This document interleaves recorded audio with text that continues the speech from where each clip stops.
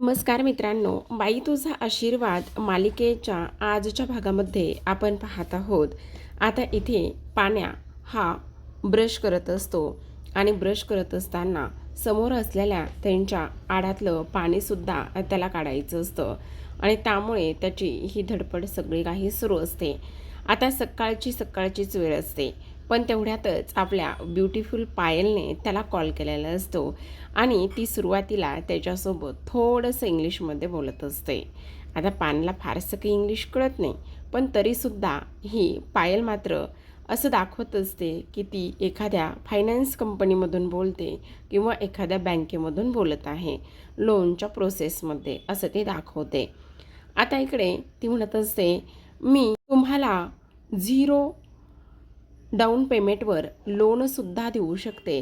तुम्हाला तुमचं गॅरेज टाकायचं आहे. त्यावर तो म्हणत असतो, तुम्हाला कसं कळलं की मला गॅरेज टाकायचं आहे म्हणून? तेव्हा ती म्हणत असते, म्हणजे त्याचं काय आहे ना, आमच्याकडे सगळ्या अपडेट्स असतात.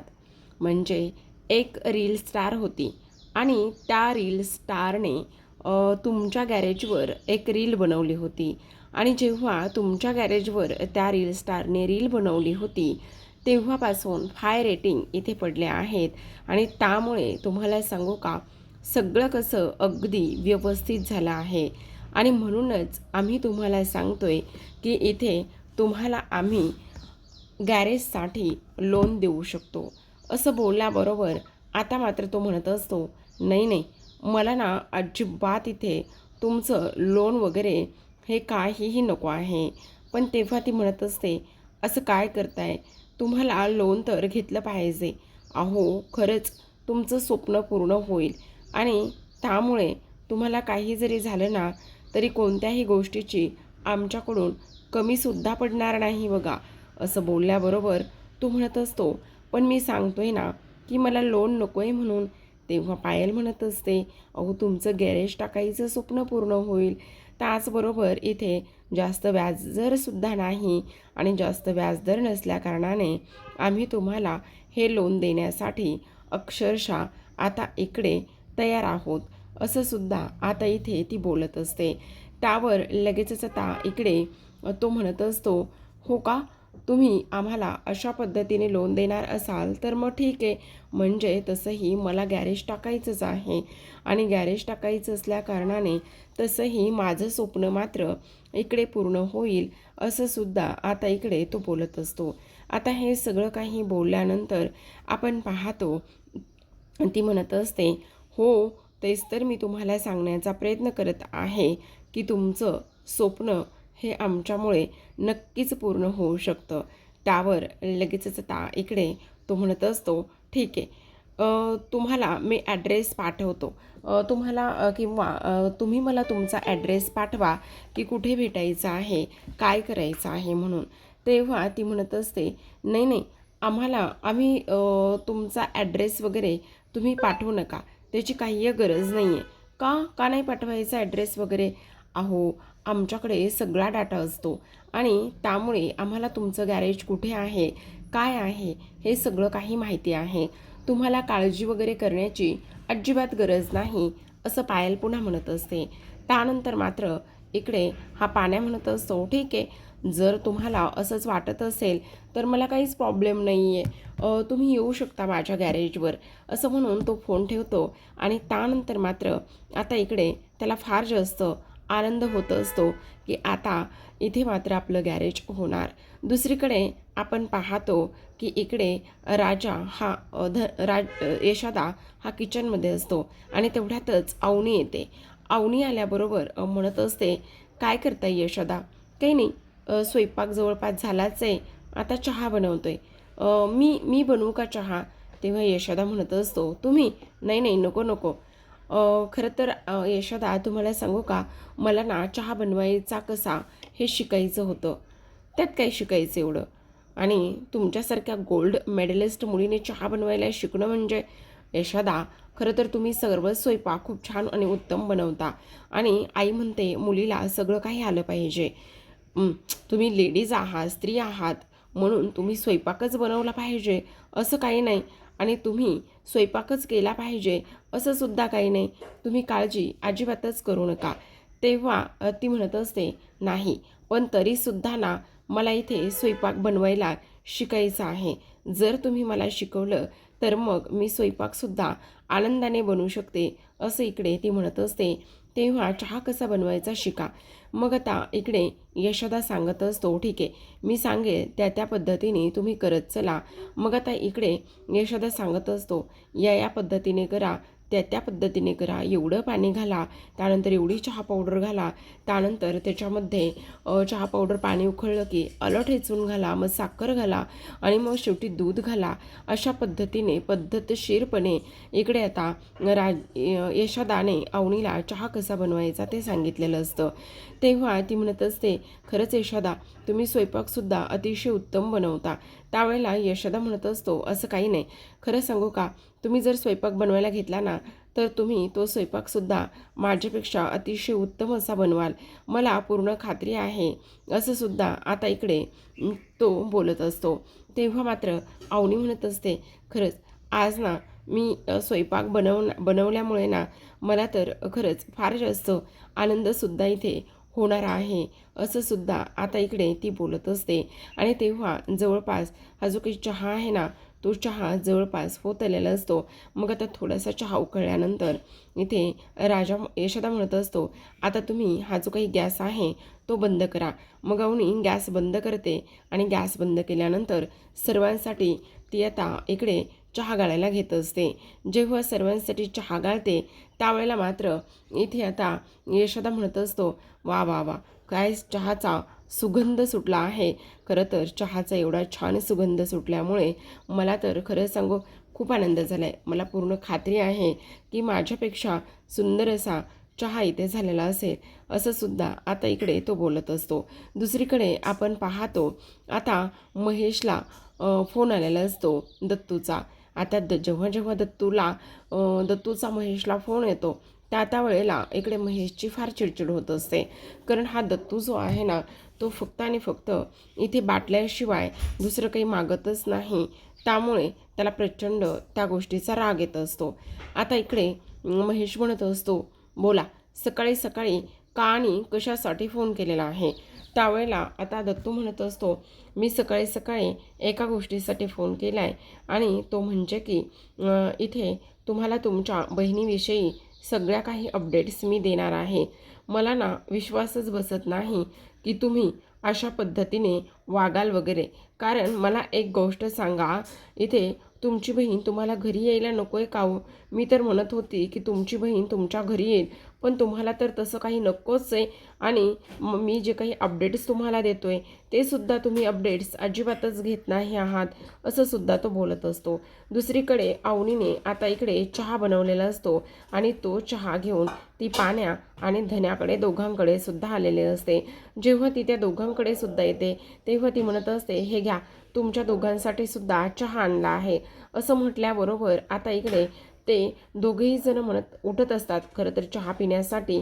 पण त्यानंतर अवनीमध्येच म्हणत असते, खरं तर हा जो काही चहा आहे ना तो चहा मी बनवला आहे. असं म्हटल्याबरोबर आता पुन्हा एकदा हे दोघंही म्हणत असतात, काय तुम्ही बनवलाय चहा? हो, काय झालं, मी बनवलाय चहा, तुम्हाला आवडतो ना, अगदी तसा बनवलाय. तेवढ्यातच आता हे दोघेही जण पुन्हा म्हणत असतात, नाही नाही नको नको, तुम्ही बनवला आहे म्हटल्यावर मला हा चहा अजिबातच प्यायचा नाही आहे. का नाही प्यायचा म्हणजे त्याचं काय आहे ना, तुम्हाला एक गोष्ट सांगू का, हे बघा वहिनी, खरं तर गॅरेजमध्ये ना मला खूप जास्त चहा झाला आहे आणि गॅरेजमध्ये एवढा चहा झालेला असल्या कारणाने ना मला ना आता इकडे चहा पिण्याची इच्छाच नाही आहे, असं इकडे तो बोलत असतो. आणि त्यानंतर मात्र हे सगळं काही बोलत असताना अवनी म्हणत असते, अरे असं काय करतोयस, हे बघ तुला चहा तर प्यावंच लागणार आहे, असं नको करूस. असं बोलल्याबरोबर लगेचच आता इकडे तो म्हणत असतो, नाही नाही नको, तुम्ही एक काम करा ना, तुम्ही हा जो काही आपला धन्या आहे ना, त्या धन्याला चहा द्या. धन्या नक्कीच आनंदाने चहा पिईल असं इकडे तो बोलत असतो. आणि तेव्हा धन्यासुद्धा म्हणत असतो की नाही नाही, मलासुद्धा चहा अजिबातच नको आहे असं सुद्धा तो बोलतो. आता इकडे महेश आणि त्याचबरोबर दत्तू हे दोघेही जण बोलत असताना आता तिथे लगेचच चंद्रकांत आलेले असतात. मग चंद्रकांत त्याच्या हातून मोबाईल काढून घेतात आणि त्यानंतर त्याला म्हणत असतात की काय चाललंय तुझं, तुझी हिंमत कशी होती रे इथे फोन करण्याची. तेव्हा दत्तू म्हणत असतो नमस्कार नमस्कार साहेब, नमस्कार मोठे देशमाने साहेब. खरं तर बघा ना, मी किती दिवस झालं तुमच्यासाठी किती काही करण्याचा प्रयत्न करतोय अहो, पण तुम्हाला माझ्या प्रयत्नाची किंमतच नाही आहे. नीट आणि मुद्द्याचं बोल, जे काही बोलायचं आहे ते. त्यावेळेला तो म्हणत असतो नाही नाही, म्हणजे मला एक गोष्ट सांगा, तुम्हाला तुमची मुलगी इथे नको आहे का, तुमची मुलगी तुमच्या घरी यायला नको आहे का तुम्हाला. तेव्हा चंद्रकांत म्हणत असतात म्हणजे अहो, इथली सगळी एक ना एक खबर मी तुम्हाला देईन, फक्त तुम्ही म्हणा. आणि तेव्हा चंद्रकांत म्हणत असता ठीक आहे, मला माझी मुलगी फक्त माझ्या घरी हवी आहे, तुला पाहिजे ते आणि पाहिजे सगळं काही मी देईन, पण आत्ता नाही. जेव्हा माझी मुलगी माझ्या घरी येईल ना, त्यावेळेला मी सगळ्या गोष्टी तुला देईल. आत्ता अजिबातच मिळणार नाही. तुला पाहिजे तेवढी दारू पाजेल, जे काही होईल ते, पण चंद्रकांत देशमानेची मुलगी ह्या घरी आली पाहिजे असं सुद्धा आता इकडे ते बोलू लागलेले असतात. आता हे सगळं काही बोलणं स्वाती मात्र किचनमध्ये उभी राहून ऐकत असते. दुसरीकडे आपण पाहतो धन्या मात्र म्हणत असतो नाही, त्याचं काय आहे ना, आज ना नो टी डे आहे. म्हणजे म्हणजे नो टी, आज दिवसभर मी टी अजिबातच पिणार नाही. आणि तेव्हा अवनी म्हणत असते का नाही पिणार आहेस, तुला तर चहा प्रचंड आवडतो ना, मग तुला चहा प्रचंड आवडत असून सुद्धा आज मात्र तू चहा पिणार नाही आहेस, असं का बरं करतोयस. तेव्हा तो म्हणत असतो नाही, कारण मला ना चहा प्यायचं नाही आहे. ते काय झालं आहे ना, डॉक्टरांनी सांगितलं आहे की चहा प्यायचा नाही म्हणून. आणि तू आणि कधी गेला होतास डॉक्टरकडे, असा तावनी सरळ सरळ विचारते. तेव्हा तो म्हणत असतो डॉक्टरकडे जायला कशाला पाहिजे, ते रील्स होत्या ना, मी त्या रील्स बघितल्या आणि त्या रील्समध्ये असं सांगितलं आहे की चहा जास्त प्यायचं नाही. चहा जर प्यायलं ना तर काय होतं माहिती का तुम्हाला, काय होतं चहा जर जास्त प्यायला तर, अहो वहिनी, तब्येत खूप खराब होते. आणि बघा ना, माझ्या कशा काड्या झाल्या सगळ्या तब्येतीच्या, तसं काहीसं होतं बघा. आणि म्हणूनच डॉक्टरांनी सांगितलं आहे की चहा प्यायचा नाही आहे, आणि म्हणून मी इथे चहासुद्धा पेत नाही असं सुद्धा आता इकडे तो बोलत असतो. मग आता तेवढ्यात यशोदा आलेला असतो आणि यशोदा आल्याबरोबर तो धन्या म्हणत असतो खरं तर बघा दादा नक्कीच चहा पिऊ शकतो, त्याला फार चहा आवडतो, द्या अजिबात तुमचा चहा वायाला जाणार नाही. यशा म्हणत असतो बरं झालं मीच पितो हा सगळा चहा. खरं तर ना इकडे हा चहा एवढा छान झालेला असणार आहे, मी सांगितलंय त्या पद्धतीने सुद्धा हा चहा बनवला असता तर एवढा सुंदर झाला नसता, जेवढा तुम्ही बनवलाय त्या पद्धतीने हा चहा छान झाला आहे. असं म्हणून आता लगेचच इकडे पाण्यासुद्धा उठतो आणि पाण्यासुद्धा उठवून चहा पितो. आणि तेव्हा तो म्हणत असतो की आता मलासुद्धा प्यायचा आहे. पण तेवढ्यातच अवनी म्हणत असते आज तुझा नो टी डे आहे ना, मग तरीसुद्धा तू चहा का पिणार आहेस. तेव्हा तो म्हणत असतो अहो, ती रील बघितली होती आणि रीलमधल्या डॉक्टरांवरती एवढा कशाला आपण विश्वास ठेवायचा. नाही, चहा तर मला प्यायचाच आहे असं म्हटल्याबरोबर आता ते दोघेही जण चहा पित असतात. तेव्हा अवनी म्हणत असते राजा कुठे आहे, राजाला सुद्धा चहा देते. अच्छा, तुमच्या अहोंना चहा द्यायचा आहे का, तुमचे अहो अजून बाहेरच आहेत, ते काय आतमध्ये आलेले नाहीत. मग आता अवनी म्हणत असते ठीक आहे, मी राजासाठी चहा घेऊन जाते. असं म्हणून आता अवनी राजासाठी सुद्धा चहा घेऊन जाणार असते. आता अवनी तर निघून जाते, पण हे तिघेजण आता अवनीची मुद्दामून मस्करी करत असतात की आज मात्र इकडे आम्हाला असं वाटलं की वहिनीने त्या पद्धतीने चहा बनवलाय, पण वहिनीने मात्र राजा मात्र हा बाहेर असतो. तेवढ्यातच त्याला येताना पोलीस दिसतात. जेव्हा पोलीस आलेले असतात तेव्हा तो थोडासा घाबरतो. आता पोलिसांना पाहिल्याबरोबर राजा म्हणत असतो काय झालं इन्स्पेक्टर साहेब, आमच्या अण्णांनी पुन्हा काही केलं आहे का. नाही, अण्णांनी काही नाही केलं, तुम्ही केलं आहे ना, का आम्ही काय केलं. अरे तू केलं नाहीस का पोलीस स्टेशनमध्ये लग्न. हां, त्याचं काय झालं. अरे त्याचं काय झालं म्हणजे, अरे मोठ्या साहेबांनी मॅरेज सर्टिफिकेट आणि त्यानंतर इकडे तुम्हा दोघांची एक लग्नाची मस्त अशी फोटो फ्रेम बनवली आणि फोटो फ्रेम बनवून इकडे पाठवली आहे. असं म्हटल्याबरोबर लगेचच आता इकडे तो म्हणत असतो काय सांगताय काय साहेब. हो, अगदी बरोबर सांगतोय मी, तेच तर पाठवलं आहे. असं म्हटल्याबरोबर आता राजाला टेन्शन येतं की मॅरेज सर्टिफिकेट आणि त्याचबरोबर फ्रेम बनवून पाठवली म्हटल्यावर हा थोडासा जरा जास्तच उद्योग झाला का असं सुद्धा त्याला वाटत असतं. तेव्हा आता लगेचच तो म्हणत असतो, अच्छा असं आहे का, हो. आणि तेव्हा लगेचच आता इकडे आवनी आलेली असते राजासाठी चहा घेऊन. मग आता ती म्हणत असते, राजा आहे की तुझ्यासाठी चहा आणलेला आहे. असं म्हटल्याबरोबर तो म्हणत असतो, हो का, बरोबर, तुम्ही व्हा ना पुढे, मी आलोच, आतमध्ये आलोच. अवनी म्हणत असते, अरे आलोच कशाला आलोच, हे घे ना, चहा आणलाय ना मी तुझ्यासाठी, आणि चहा आणल्यानंतर तू तो प्यावास असंच मला इथे वाटतंय ना, म्हणून आणलाय मी तुझ्यासाठी चहा. असं म्हटल्याबरोबर तो म्हणत असतो, नाही नाही तुम्ही व्हा पुढे, मी आलोच, मी आतमध्ये येऊन पेतो ना. तेवढ्यातच आता पोलीस म्हणत असतात, काय रे, ही बायको आहे ना तुझी, हो. मग आता अवनी म्हणत असते, हे कोण आहेत, ते पोलीस आहेत. मग आता राजा धावतच त्यांच्याकडे जातो आणि त्यांना म्हणत असतो, तुम्हाला उशीर होतोय ना, प्लीज जर तुम्हाला उशीर होत असेल तर प्लीज तुम्ही जाता का, म्हणजे बघा पाऊस येतोय आणि तुमची गाडी चालू होत नाही ना. असं म्हणून आता राजा सरळ सरळ पोलिसांना तिथून पाठवून देत असतो, जेणेकरून अवनीसमोर आणखी ते काही बोलू नये म्हणून. एवढंच त्याचं सगळं काही असतं. आता हे सगळं काही सुरू असताना आपण पाहतो इकडे अवनी तशीच चहा घेऊन उभी असते. आता अवनी पुन्हा राजाला म्हणत असते, राजा घे ना चहा, मी बनवलाय तुझ्यासाठी आणि घेऊन आली इथंपर्यंत. तेव्हा राजा म्हणत असतो, चला ना तुम्ही आतमध्ये चला ना, मी घेतो चहा.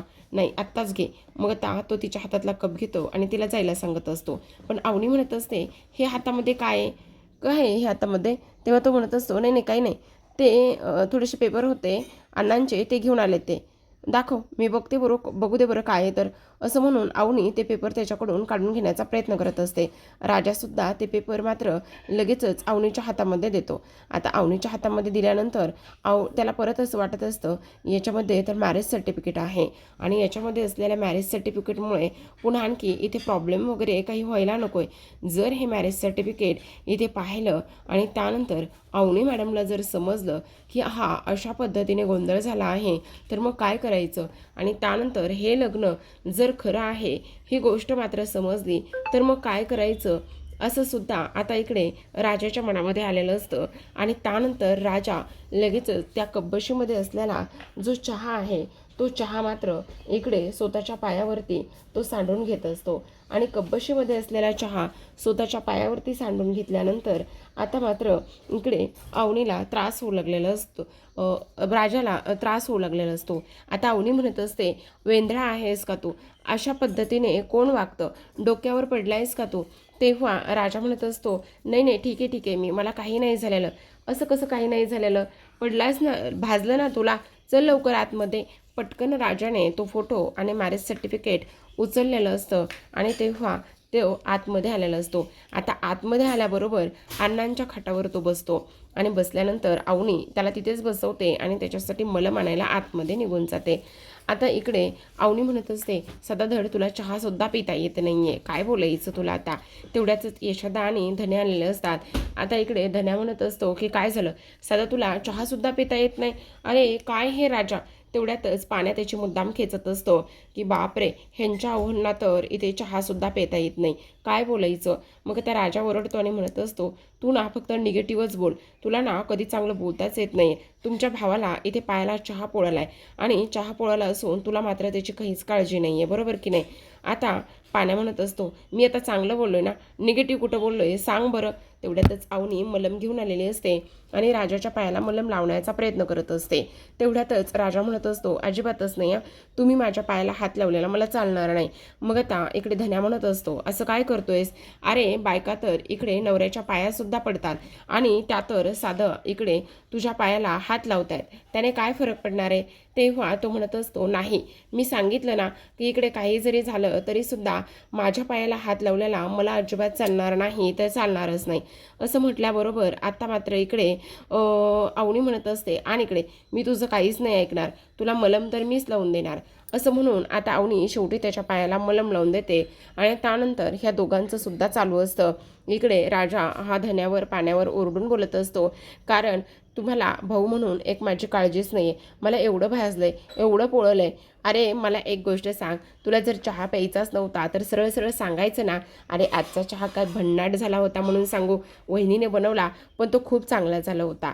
तरीसुद्धा राजा मात्र अवनीला म्हणत असतो, तुम्ही अजिबात माझ्यापासून लांब जा बरं. मला ना इकडे नाही नाही हे मलमपट्टी वगैरे काहीच करून घ्यायची आणि मुळात तुम्ही माझ्या पायाला हातसुद्धा लावायचा नाही. तेव्हा इकडे आता ती म्हणत असते, मी का नाही लावायचा, मी तर हात लावणारच. तेव्हा पुन्हा एकदा धन्या म्हणत असतो, अरे बायको तर पाया पडते ना. मग आता इकडे तो म्हणत असतो, हो आम्ही नवरा बायको जरी असलो ना तरीसुद्धा ती बायको जरी असली तरी त्यांनी माझ्या पाया पडायचं नाही, हे स्पष्टपणे आहे. तर आता प्रेक्षकांनो, आजच्या भागात एवढंच. उद्याचा भाग फार कमालीचा आहे बरं का, कारण इथे चंद्रकांतने ना शेवटी एक गोष्ट केलेली आहे आणि ती म्हणजे की इकडे त्यांनी स्वातीला असं म्हटलं आहे की आम्ही तुझ्यावर मुलीसारखी माया दाखवली, मुलीसारखं आम्ही तुझ्यावर प्रेम केलं, पण तू मात्र काय केलंयस, तू गद्दार निघालीस, तू इथे मुलीसारखं वागली नाही आहेस. आता माझी मुलगी तिकडे सासुरवास भोगत आहे, माझ्या मुलीला तिकडे सासुरवास सुरू आहे, पण तुझ्यावर मात्र आम्ही भरभरून प्रेम केलं, त्या प्रेमाचं आम्हाला काय मिळालं, असं सुद्धा आता इकडे चंद्रकांत स्वातीला म्हणत असतात. आणि त्यानंतर मात्र स्वातीला थोडंसं वाईट वाटत असतं की आता अवनीला तिकडे खरंच सासुरवास आहे का. पण तसं अजिबातच नाही, कारण अवनी तिकडे सुखात नाही, तर तिने हे मुळात खरं लग्नच केलेलं नाही, ही सुद्धा गोष्ट तेवढीच महत्त्वाची असते. आता ना प्रेक्षकांनो, बहुतेक ना इकडे ह्या अण्णाकडून ना रांगोळी मोडलेली असावी कदाचित बरं का, आणि त्यामुळे ना आता इकडे अवनीची रांगोळी खराब झाली. मग ती रांगोळी दुरुस्त करून देण्यासाठी अण्णांची ही धडपड सुरू असते. आणि धडपड सुरू असताना आता अवनी म्हणत असते, अण्णा हे बघा, तुम्ही हे काही व्यवस्थित काढलं नाही आहे, पण आपण एक काम करूया, ह्या बिघडलेल्या ह्या रंगामध्ये आपण दोघे मिळून सुद्धा रंग भरूया.